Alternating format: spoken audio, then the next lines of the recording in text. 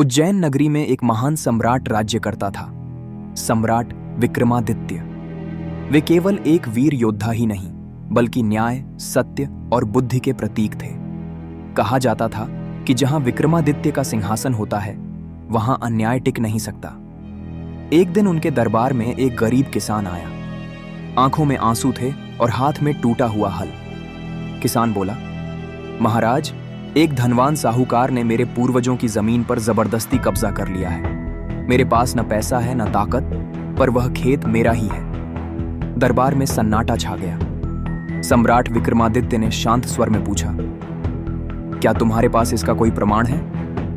किसान सिर झुकाकर बोला, नहीं महाराज, मेरे पास कोई कागज नहीं, पर वह धरती मेरे पिता दादा की थी। राजा कुछ क्षण सोचते रहे, फिर आदेश दिया, जिस साहूकार पर आरोप है उसे तुरंत दरबार में बुलाया जाए। साहूकार आया और बोला, महाराज, मेरे पास इस जमीन के कागज हैं। यह खेत मैंने विधि अनुसार खरीदा है। उसने दस्तावेज प्रस्तुत किए। सब कुछ सही प्रतीत हो रहा था। दरबार के लोग सोचने लगे कि अब गरीब किसान हार जाएगा, लेकिन सम्राट की दृष्टि केवल कागजों पर नहीं, सत्य की खोज पर थी।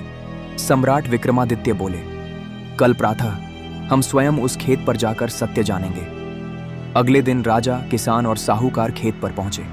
राजा ने पहले किसान से कहा, तुम अपने खेत में हल चलाओ। जैसे ही किसान ने हल चलाया, उसके चेहरे पर अपनापन झलक उठा।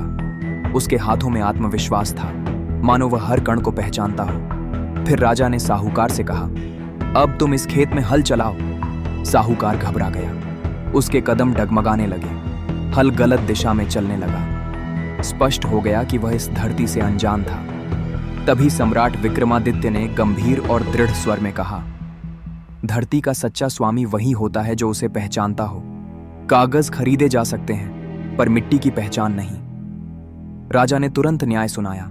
खेत किसान को लौटा दिया गया और साहूकार को उसके अन्याय के लिए दंड दिया गया।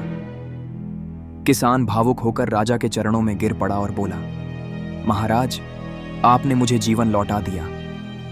विक्रमादित्य ने उसे उठाते हुए कहा, राजा का धर्म केवल शासन करना नहीं, बल्कि निर्बल की रक्षा और सत्य की स्थापना करना है। और उस दिन उज्जैन की धरती ने फिर यह जाना, जहां सम्राट विक्रमादित्य होते हैं, वहां अन्याय कभी टिक नहीं सकता।